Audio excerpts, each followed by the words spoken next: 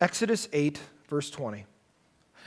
And the Lord said to Moses, so when you see capital L-O-R-D in your Bible, what does it mean? It's the covenant name of Yahweh. It's the translator's way of letting you know God's name in Hebrew, Y-H-W-H, Yahweh, which means to be, or God is eternal. It's God's name that refers to his character, which is, I always exist. God is the only being that can say, I always exist. There is no being that can say, I have always existed in the past, I exist now, I will always exist in the future, and I never change. I don't die, I don't get old, I don't get sick. I've never been created. It's something you can't comprehend, but that's the reality for me as God. God is the only one that can claim to say, I always exist. And I've always existed. Yahweh, I always am here. Then the Lord said to Moses, rise up early in the morning and present yourself to Pharaoh as he goes out to the water, and say to him, thus says Yahweh, let my people go that they may serve me, or else, if you will not let my people go, behold, I will send swarms of flies on you and your servants and your people and into your houses, and the houses of the Egyptians shall be filled with swarms of flies, and also the ground on which they stand. But on that day, I will set apart the land of Goshen, which is a little area inside of Egypt, where my people dwell, the Israelites, so that no swarms of flies shall be there, and that you may know that I am Yahweh in the midst of this land, or in the midst of the earth. Thus I will put a division between my people and your people. Tomorrow this sign shall happen. And Yahweh did so. There came great swarms of flies into the house of Pharaoh and into his servants' houses. Throughout all the land of Egypt, the land was ruined by the swarms of flies. Then Pharaoh called Moses and Aaron and said to them, go sacrifice to your God, but stay within the land. But Moses said, it would not be right for us to do so, for the offerings that we shall sacrifice to Yahweh our God are an abomination to the Egyptians.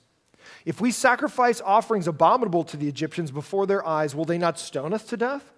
We must go 3 days' journey into the wilderness and sacrifice to Yahweh our God, as he tells us. So Pharaoh said, I will let you go, sacrifice to Yahweh your God in the wilderness, only you must not go very far away. Plead for me.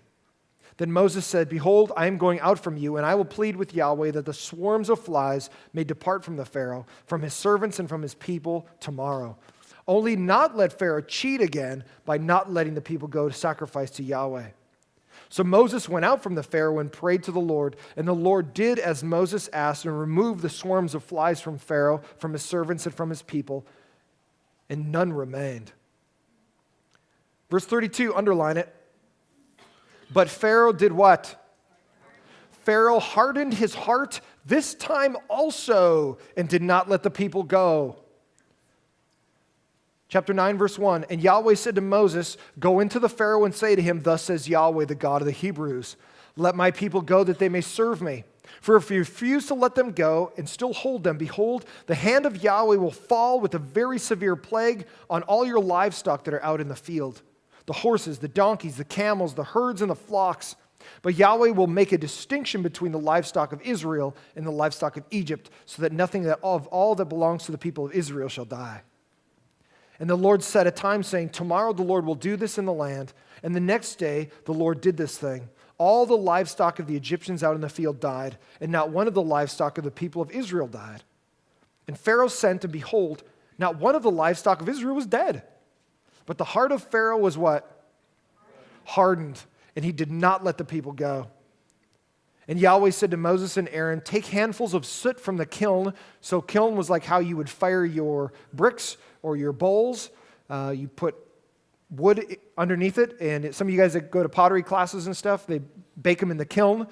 And so there's soot and there's residual that comes from baking things and hardening them.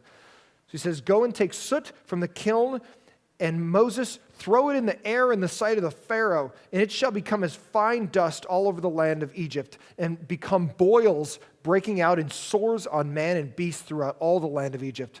So they took soot from the kiln and stood before the Pharaoh, and Moses threw it into the air, and it became boils breaking out in sores on man and beast. And the magicians could not stand before Moses because of the boils. For the boils came upon the magicians and upon all the Egyptians. But Yahweh hardened the heart of Pharaoh, and he did not listen to them as the Lord had spoken to Moses. It's interesting to me that sometimes we go to war with God and we don't want to give up. Many of us, last week we talked about having a hard heart toward God. Only you can take a self-evaluation and go, my heart is either soft towards God, it wants what God wants, or it's becoming calcified and hard and it won't flex anymore. I won't follow God, I won't listen to him. Only you can make that distinction. Only you and God know your true area of your heart that is either submissive or rebellious. Now today, we're going to take a look at the fact that 3 more plagues are going to come upon the Pharaoh, and his heart is so hard that he refuses to let the people go, and he rebels against God, and now God has to punish him even further. Many of us are at war with God, and we're not tired enough yet. Many of us have been battling God, and we're just not tired enough yet. But we're going to look at an aspect of following God that may surprise you. If you battle against God, you will lose. Watch, ready? If you battle against God, you will lose. That's how easy this lesson is. Ready? Let's go. Number 1, God wanted obedience from the Pharaoh. Number 1, God wanted obedience from the Pharaoh. Just like you want obedience from your kids, right? Please listen, son. Please listen, daughter. You know what would be fantastic? If you just listen. You know what would be different in our home? Is if you just listen. Because I love you. And I want to bless you, my son and my daughter. It would be so awesome if you would listen. Oh, please, for the love of all things holy, please just listen. Please, just once, bring joy to your parents' heart and listen to me. No. Okay. We'll try later. I was talking to Caleb the other day, my son. I have a 15-year-old son. I was talking to Caleb the other day, and we were having a discussion about listening. And so, you know what he said to me? He goes, after we were done discussing, please listen to your father, he said this to me, he goes, I bet you can't wait till I have kids. I go, I can't wait for the day when you have your own children. And I'm going to be granddad. I'm going to be pastor granddad. And guess what? When you bring your grandkids over to daddy's house, daddy's going to give them Red Bull and candy. And a drum set. And he's going to send them home. And you know what I'm going to do in the day that your kids won't listen to you? I'm going to laugh and walk away. The Lord wanted obedience from the Pharaoh. And guess what? He didn't get it. But guess what? That didn't change God's mind. It just made Pharaoh's life miserable. Let's look at it. After the Nile recovered from turning to blood and the dead frogs and gnats were gone, which we looked at last week, the Pharaoh felt relief, so he rejected Moses' request to leave again. So Moses is trying to pull the people of Israel as slaves out of Egypt, the famous story of the Exodus. But we haven't got to the Exodus yet because God still can't get through to Pharaoh's heart to let the people go. Moses then warned of more severe plagues coming on the Egyptians, but that the Israelites would be exempt. Similar to the first time Moses met Pharaoh at the water, he was likely performing a ritual thanking one of their gods for stopping the plagues. God then brought a massive invasion, and in your Bible where it says God brought a swarm of flies, it's the Hebrew word arob, which literally means just a massive swarm, an overflow of something. In the Hebrew, it doesn't say what it actually is. Your translators are trying to help you understand that it was probably a swarm of flies, but it also could have been a swarm of scarab beetles. So, any of you guys ever seen The Mummy? The theology is horrible. Don't pull any theology out of that movie, okay? Don't go, there's spirits and mummies and they walk around. No, there's nothing like that. But I would say this. It's interesting in that movie that they actually accurately depict the scarab beetle, which is like a black, hard, armored beetle that can fly a little bit, but it's almost impossible to get rid of once they invade your home. So we live in Temecula. Temecula and Marietta is basically built on an anthill, right? So a couple a couple months from now, you and I will experience what we call ant invasion. So you'll wake up, like on a Sunday morning, you're getting ready to go to church, and you go into your pantry, and a billion little ants are saying hello. They're eating your Cheerios, they're after everything. Because it will be hot in 2-3 months, and they'll be looking for water and food. They'll go, you know what? It's nice and air conditioned in here, and it looks like free food, so they're going to bring 4 billion of their friends into your pantry. It's difficult to get rid of ants because you don't know what to do. You walk in there, and there's 4 billion ants crawling over the place. You're like, you don't go 1, 2, 3, 4. You're like, you're never going to get to 1 billion. You got to call an exterminator. Same thing with scarab beetles. Scarab beetles come in, and they just eat everything. They're literally like rolling tanks of insects. And the Egyptians worshiped the scarab beetle. And the first god that God takes on in this story is the scarab beetle god, which I believe the swarms were not necessarily swarms of flies, were swarms of scarab beetles that came into the land and covered the ground. So you can see this relief from a tomb in Egypt. Now, poor Khepri, he has a man's body, but he has a beetle head. So bummer if you're him and trying to ask a girl out to prom. Would you go out with a guy with a beetle head like mine? No, I really wouldn't. Okay. So you keep on asking and you don't get a date. That's poor Khepri's lot in life. But I want you to see what the Egyptians did. Last week we were taking a look at the goddess of the frogs. Remember that? A woman's body, she's got a frog's face. So what the Egyptians did was in their pantheon of gods, they basically came up with a human body and they just stuck something else on its head. Here's the beetle god. Here's the frog god. And they said, these are the gods that are taking care of us. And God goes, oh no, these gods are not even real. This is like when you were in 8th grade and you did like a sketch of Spider-Man or whatever on the back of your math book. What are you laughing about? You remember that? You remember that when you sketch something out and you go and you showed mom and dad or whatever, hey, look at this sketch of Spider-Man, and your parents trying to be really, diplomatic and like encouraging your kids, like maybe he'll be an illustrator someday, and then you see their illustration, you go, nope, he's not going to be an illustrator any day. It's like it's not real. It's a figment of your imagination. It's not real. Just because you drew it doesn't mean it's real. And that's exactly what they did on their tombs. They would create a god, and they would say, this is the god of this is the god of that. And God says, there is no God except me. Let me show you why these gods don't even exist in the real world. God then brought a massive invasion of flies or scarab beetles that covered the land, animals, and people. This was an attack on either the air god Shu or Khepri, the beetle god. So I got a video I want to show you of scarab beetles. These ones are not black, but I want to show you that they're very similar to this.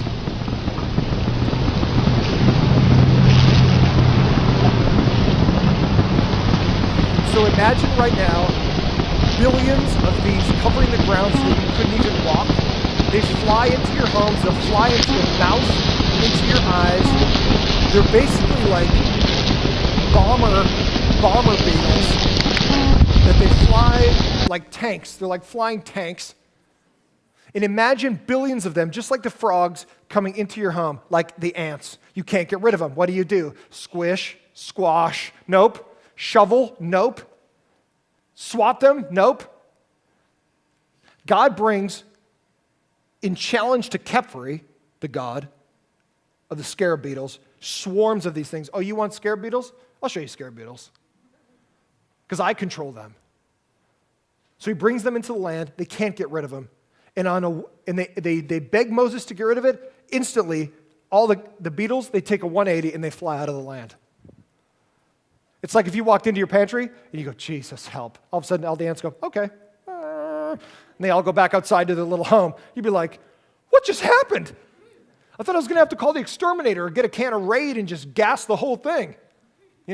Create cancer for my children inside my house because you can't get rid of ants when they're that massive. But imagine you just pray to Jesus, you walk into your pantry and you go, they're eating my Cheerios, they're eating all this stuff, and you just go, Jesus, God of ants, you control everything, please get rid of everything. Jesus, please. And Jesus goes, okay, I'll do that for you. All of a sudden the ants go, oh, we're done. and billions of ants just go single file out your door, back out into your yard.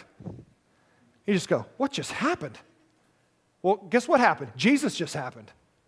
The real God that controls ants just happened.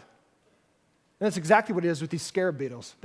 After they come in and invade, Moses prays to get rid of them and they leave. So at that point, think about this. In previous ages, you would have called a witch doctor to come and do some incantation inside of your pantry to get rid of ants.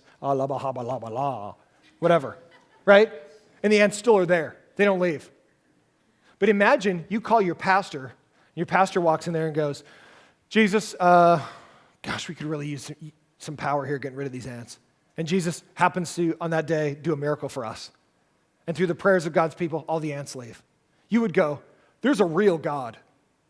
And he's connected to that guy. The Pharaoh sees these miracles and still refuses to let the people go. You would think if you saw that in your own pantry, you'd go, there's a real God in Temecula. And he just happens to be at the orchard. We don't even need a pest control guy. And that's exactly what the Pharaoh went through, except he hardened his heart. Said, I'm not going to let the people go, even after miracles. Pharaoh goes back on his promise to release the people for a second time. God then inflicts a plague of disease on the Egyptian livestock out in the field as a challenge to the bull god Apis, who was revered for livestock strength, fertility, and health. And so here's a picture from a tomb in Egypt. You see the bull god. Again, it's a man's body with a what? Bull's head. So all these poor guys and ladies, they just got nice bodies and this like beast head or whatever, and you got to live with that for the whole rest of your life. But this is their depiction of Apis. Now I want you to be clear about this.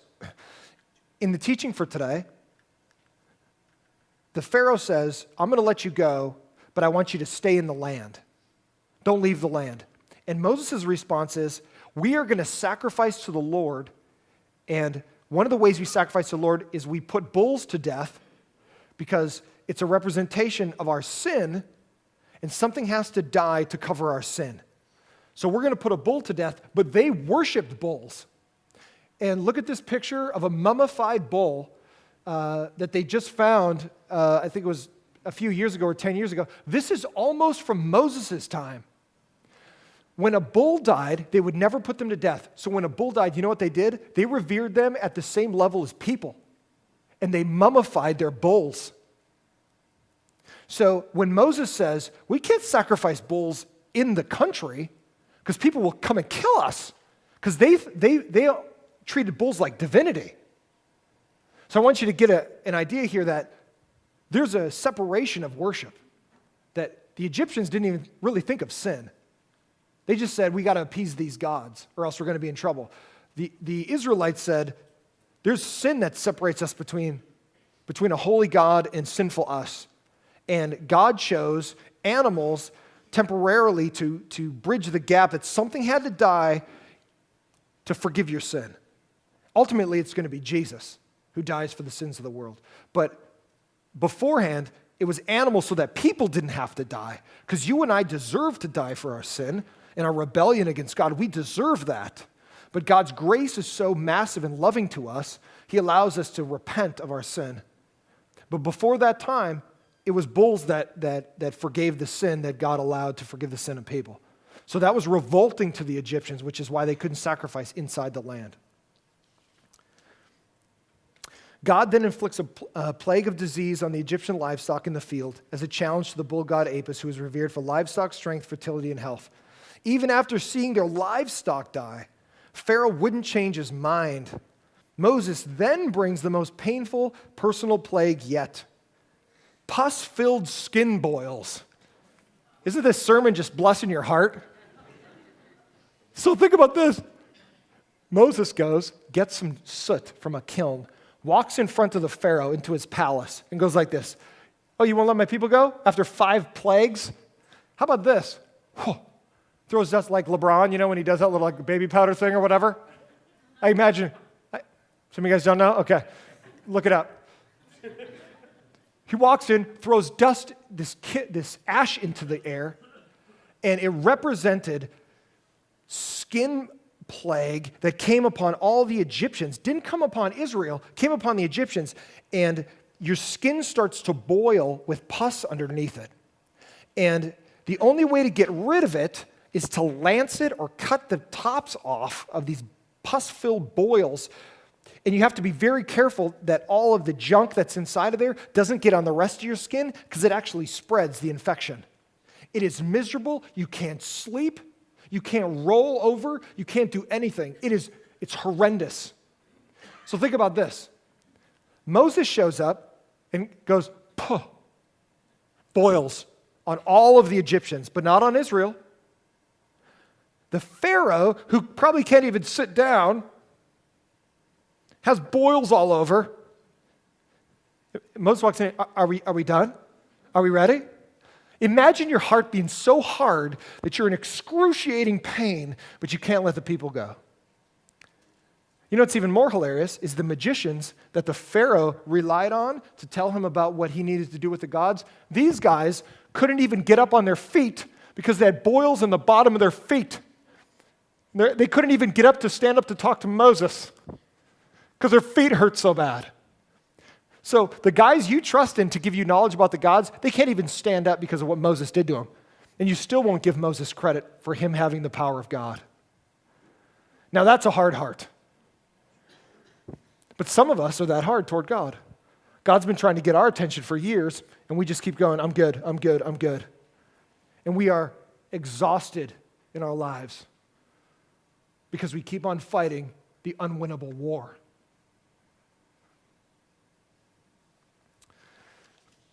Moses then brought the most painful plague yet, pus-filled skin boils. This challenged the goddess Sekhmet, their goddess of warfare and healer of plagues and ills. It was so severe the magicians who couldn't stop the plagues couldn't even stand up to talk to Moses. A hard heart can result in painful bodies. Pain isn't always a direct result of being hard toward God. Some of us have chronic pain, and it has nothing to do with sin. It just has to do with whatever's going on in our body. But understand this, there's a reality, listen, there's a reality of your life and mine that you get physically exhausted in your mind from battling God.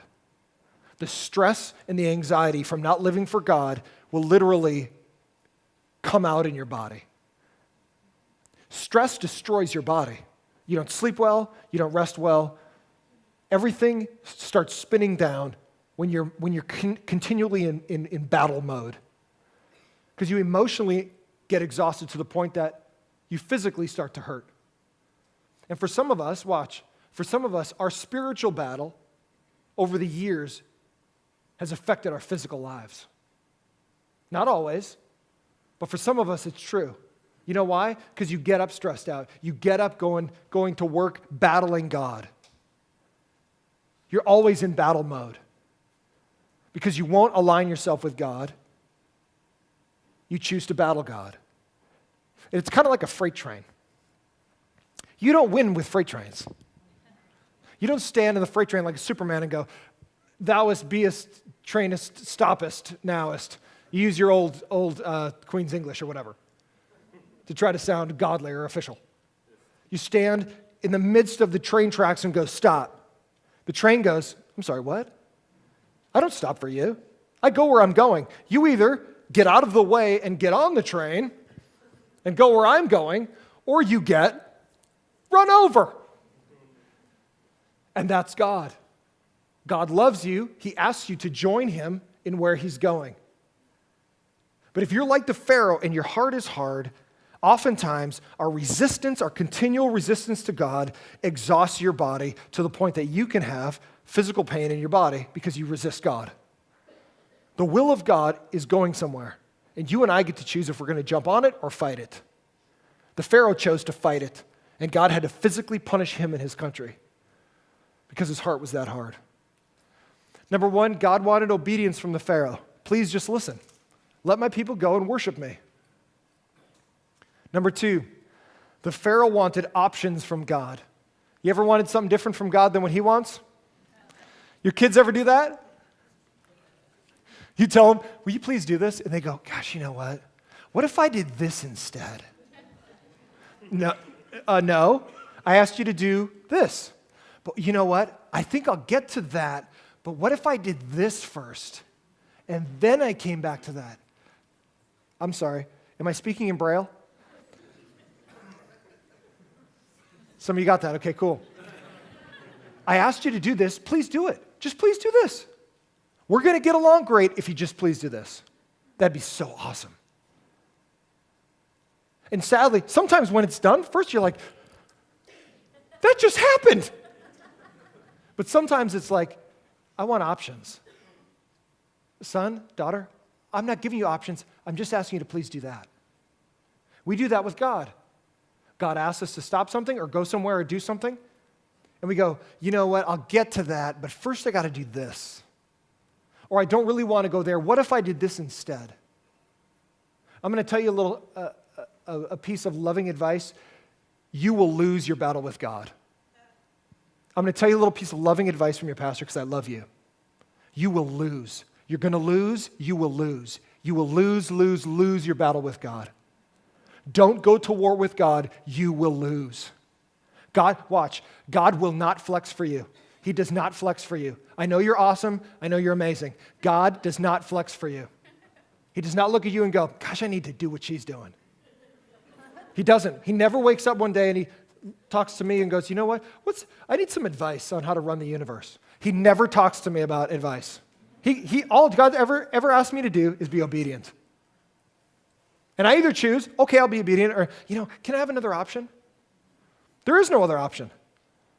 But God is so loving and patient, he goes, okay, do we have to talk about this? You're going to go my way. I know you want to go this way. Are we going to still talk about this? Yeah, I'm going to still do my own thing. Okay. You're going to be in pain. I'm going to get through it. Okay. Are you sure? Yeah, I got pus-filled boils. I'm going to make it. You can't even walk. I'm going to crawl. Okay.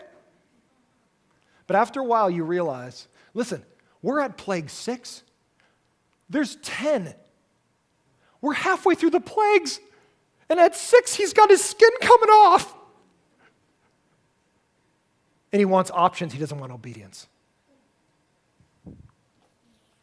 After the plague of flies, or scarab beetles, the Pharaoh wants to bargain with God to let the people worship in the land so as not to lose control of them. Any control freaks in here? Got to control everything everyone ever says or every text anyone ever makes? You make sure you text me 5 seconds after you leave this house. I want you to count the number of steps it takes to get to the car and then text that to me. Why am I counting my steps, Mom? Because I want to make sure you're getting in your daily amount of walking. Okay.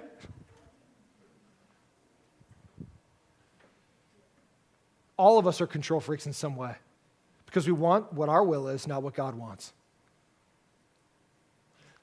Our will must bend to God's will. God's will never bend to our will. We must get on the train with where God is going and not fight against it and get run over. And Pharaoh's in the midst of getting run over right now. As Israel's sacrificial worship would be revolting to the Egyptians, which we just talked about with the god Apis, and God commanded them to leave, they must separate to worship God. Personal control apart from God is an illusion. Listen, control people. Ready? Including myself. All of us control our own lives. We want to be in control. Listen to me really carefully. About your business, about your family, about your parenting, about your own life. Control apart from God is an illusion. It's not even real. You think you're running your life, but what you're actually doing is you're fighting God if you're not going in the way he wants you to go. Personal control apart from God doesn't exist. There's God's will, and we must align ourselves with that. We think we're controlling our lives over here. But God goes, this is the way I want you to go. This is the way I want you to act. This is the way I want you to be. And we fight against that because we're prideful and arrogant, and we want our way. And so our heart gets hard toward God, and God has to break us to get us back in alignment with him. It's like when you break your bone and you don't have it set correctly, and it starts to calcify and heal itself, but it heals in a weird angle, or it heals so that you can't do good motion.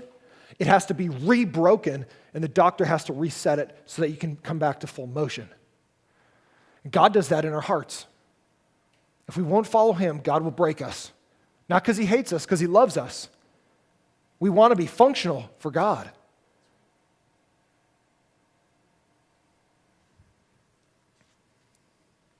Seeing neither the flies or scarab beetles, livestock death, nor boils affect the Israelites, Pharaoh starts to see a divine distinction between his gods and Israel's God. God told Moses to inform Pharaoh that Yahweh is in the midst of the land, thereby claiming Egypt as his own. So Exodus 8:22, what a fantastic verse. It says, God claims, Yahweh, the God of Israel, claims, this is my land. Yahweh is in the midst of the land. Apis can't keep me out. Sekhmet can't keep me out. Re can't keep me out. None of the gods of Egypt can keep me out. You want to know why? Guess why? Guess why, Egypt? I own this land, people. Hey, Pharaoh, you keep talking about it's like it's my land. I own this land. I own Egypt, and I own Israel, and I own Saudi Arabia, and I own North and South America. I own Antarctica. I don't know why it's covered with ice. Seems kind of useless, but that's the way I built it. I do what I want. This is my place. You just get to live in it. It's like when your kids, when you give them your car or whatever when they turn 16, and you give them the gremlin or whatever you've been saving up for them. Give them your little car, your little Beetle or whatever, and they get to have your car, and you go, guess what, son? I'm going to give you my car. But guess whose name it's still in? It's in Dad's name. You get to use it, but Daddy owns it. And that's exactly the way Yahweh was with Egypt. He goes, I'm in the midst of the land. I'm here. Nobody kicks me out. This is my home. I pay the bills here. I decide what happens in Egypt. You just get to be here. You just get to live in my house. I own the earth. These little gods that you made up that you carve on walls and you stick frog heads on women's bodies and beetles on guys' bodies, they don't even exist. But I exist forever.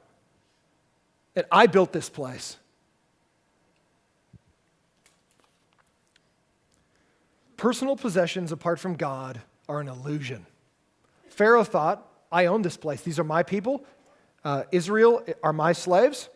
These are my things, my land. Let me tell you something.